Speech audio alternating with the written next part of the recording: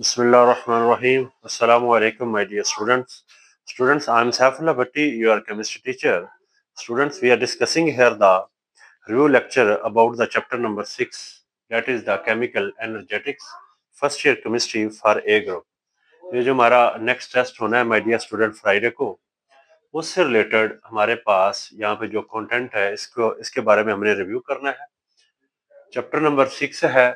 सबसे पहले my dear student जो एक्सरसाइज के एमसीक्यूज हैं, ये हमारा जो पहली तो बात है, जरा इसका पैटर्न थोड़ा देख ले। ये जो टेस्ट है माय डियर स्टूडेंट, 50 मार्क्स का होना है।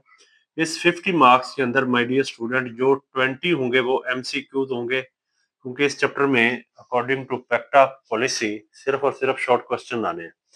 तो हमारे इस टेस्ट में 50 में से 20 मार्क्स जो होंगे वो एमसीक्यूज के होंगे, और इसमें 15 जो है वो प्यारे स्टूडेंट शॉर्ट क्वेश्चन होंगे, और हर शॉर्ट क्वेश्चन 2 नंबर का होगा, इसलिए टोटल ये 30 बन जाएंगे, 20 ये होंगे। इस तरह ये हमारे पास 50 मार्क्स का पेपर होगा। तो जो 20 एमसीक्यूज हैं वो फर्स्ट ऑफ ऑल एक्सरसाइज वाले हैं, that are very important one. ये हमारे पास टोटल जो है 2 4 6 8 9 एमसीक्यूज है।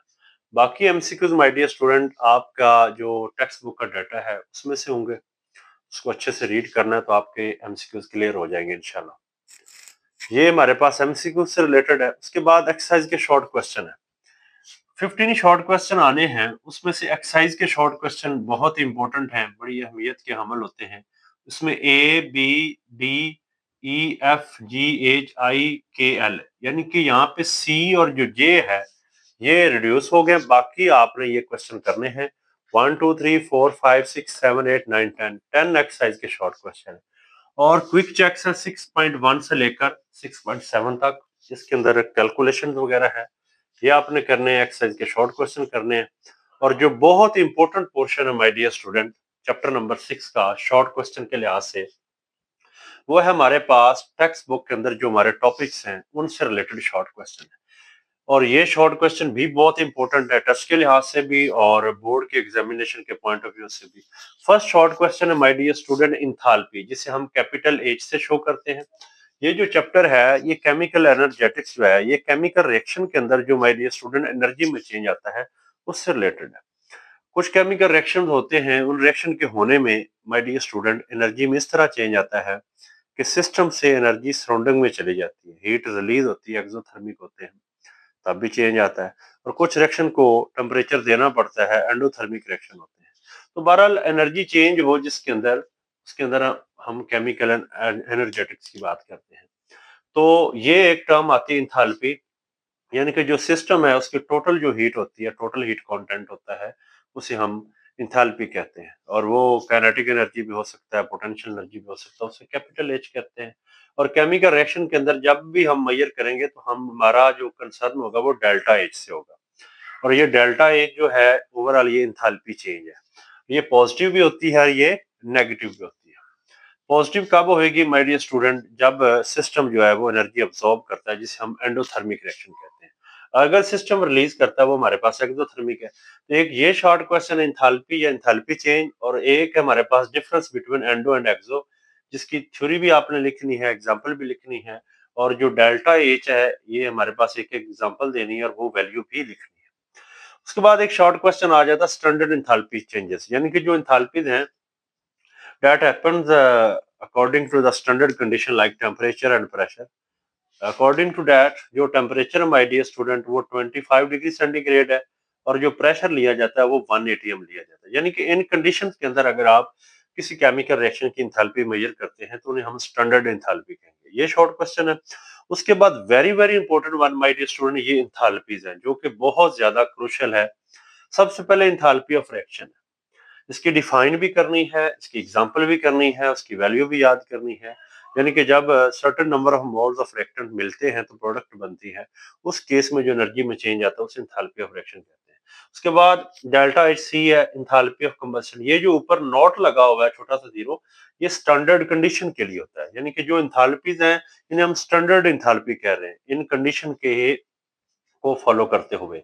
सी से मुराद इंथैल्पी ऑफ कंबस्शन है, यानी कि जब किसी सब्सटेंस की हम बर्निंग करते हैं, उसकी कंबस्शन होती है, उस केस में जो है हमेशा एक्सोथर्मिक रिएक्शन हो रहा होता है, हीट इवॉल्व हो रही होती है, वो इसमें आ जाता है। Enthalpy of formation same like enthalpy of reaction है, यानी कि किसी प्रोडक्ट की फॉर्मेशन हो रही होती है, किसी सब्सटेंस की फॉर्मेशन हो रही होती है, कोई कंपाउंड बन रहा होता है, उस केस में भी एनर्जी एब्जॉर्ब या रिलीज हो सकती है, उसे एंथैल्पी ऑफ फॉर्मेशन कहेंगे।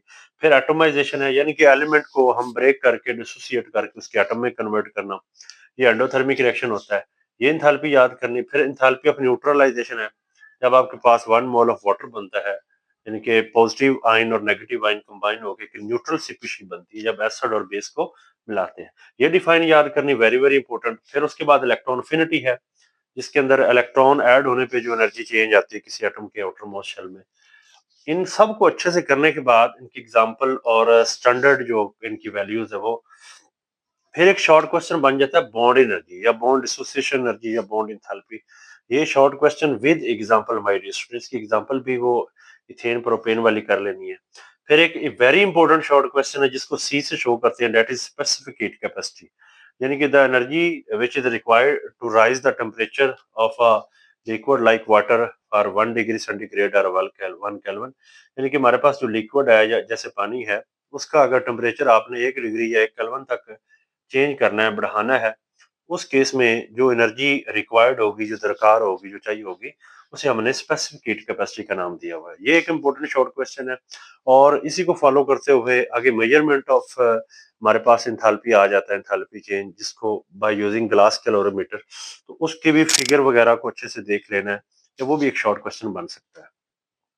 उसके बाद नेक्स्ट हमारे टॉपिक आ जाता है कैलोरी कंटेंट ऑफ फूड, यानी कि what is calorie content of food, यानी कि वो वाली एनर्जी जब हमारे पास certain number of moles of food is burn in our body, उस केस में जो एनर्जी में चेंज आ रहा होता है उसे कैलोरी कंटेंट कहते हैं। यानी कि जो खाना जब हम उसकी डाइजेशन करते हैं, हमारे मैदे में खाना हजम होता है, तब भी एनर्जी जो है तब हमें उस केस में रिलीज हो रही होती है, जो हमारी बॉडी को चाहिए होती है, that is the calorie content. उसके बाद शॉर्ट क्वेश्चन आता है relation of calorie content of food, यानी कि एंथैल्पी का और फूड की जो कैलोरी है उनका आपस में कैलोरी का क्या लिंक है, उसको, यानी कि डेल्टा एच जो है वो आपने 4.18 पे डिवाइड करते हैं जब एंथैल्पी चेंज को उस पे, तो हमारे पास वो कैलोरी में वैल्यू आ जाती है। फिर हेसेस लॉ है, वेरी इंपॉर्टेंट शॉर्ट क्वेश्चन है। उसके बाद इसकी जरूरत क्यों पेश आती है, ये एक शॉर्ट क्वेश्चन है, ये इसकी स्टेटमेंट के ऊपर ही लिखा हुआ है एक पैरा, माय डियर स्टूडेंट, उसको देखना है। उसके बाद डेजोल्यूशन से रिलेटेड क्वेश्चन आ जाते हैं, हाइड्रेशन वगैरह, जिनके हम सोल्यूट को सॉल्वेंट में ऐड करते हैं, तो तब डेजोल्यूशन का प्रोसेस होता है। और ये कैसे डेजोल्यूशन होती है, इनके सोल्यूशन कैसे बनते हैं। ऑब्वियसली जब सोल्यूशन बनेगा, फर्स्ट ऑफ ऑल जो सॉल्वेंट मॉलिक्यूल्स हैं उनकी बॉन्डिंग, माय डियर स्टूडेंट, जो है वो ब्रेक होती है, यानी कि वो एक स्पेस देता है, अवेलेबल होता है सोल्यूट के लिए। उसकी फॉर्मेशन का पहला स्टेप ये है। फिर सोल्यूट के पार्टिकल की ब्रेकिंग होती है, और फिर सोल्यूट सॉल्वेंट इंटरेक्शन होती है। ये वो 3 पॉइंट और डेजोल्यूशन की डिफाइन करेंगे तो हमारा ये क्वेश्चन हो जाएगा। उसके बाद स्टैंडर्ड एंथैल्पी ऑफ सॉल्यूशन क्या होती है, यानी कि जब सोल्यूट को ऐड करते हैं तो सॉल्यूशन बनता है, डेजोल्यूशन का प्रोसेस आता है, तब जो हीट में चेंज आ रहा था, अब्सॉर्ब या इवॉल्व, उसे स्टैंडर्ड एंथैल्पी ऑफ सॉल्यूशन कहते हैं। फिर है व्हाट इज हाइड्रेशन, यानी कि सोल्यूट का सॉल्वेंट में होना, इसको हाइड्रेशन कहते हैं। और ये आयोनिक स्पीशीज के लिए होता है ज्यादातर, कि जब पॉजिटिव नेगेटिव आयन जो है उनको वाटर सराउंड कर लेता है, जिन्हें हम हाइड्रेटेड आयंस कहते हैं, तो हमारे पास हाइड्रेशन आ जाती है। और उस हाइड्रेशन के होने में कुछ एनर्जी में चेंज आता है, जिसे स्टैंडर्ड एंथैल्पी ऑफ हाइड्रेशन भी कहते हैं। फिर इनके ऊपर कुछ फैक्टर्स हैं लाइक साइज एंड चार्ज, कैसे हाइड्रेशन पे ऊपर इफेक्ट करते हैं, ये शॉर्ट क्वेश्चन है। इनको भी आपने पॉइंट्स को अच्छे से कर लेना है। फिर साइज या चार्ज कैसे अलग से भी ये क्वेश्चन पूछा जा सकता है, कि चार्ज ऑफ आयन कैसे इफेक्ट करता है heat of hydration, enthalpy of hydration के ऊपर। तो ये माय डियर स्टूडेंट भी आपने इस पोर्शन को भी अच्छे से मेमोराइज करना है, अंडरस्टैंड करना है। फिर नेक्स्ट टॉपिक आ जाता है, that is second last official topic about our chapter, lattice energy, यानी कि जब एक क्रिस्टलाइन फॉर्म बनती है, एक आयोनिक स्पीशीज बनती है अपने पॉजिटिव नेगेटिव आयन के मिलने पे, तो उस केस में जो एनर्जी चेंज आ रहा होता है, या किसी आयोनिक क्रिस्टल को ब्रेक करने पे जो एनर्जी रिक्वायर्ड होती है, तो दैट इज लैटिस एनर्जी, जिसे डेल्टा एच नॉट एल से शो करते हैं।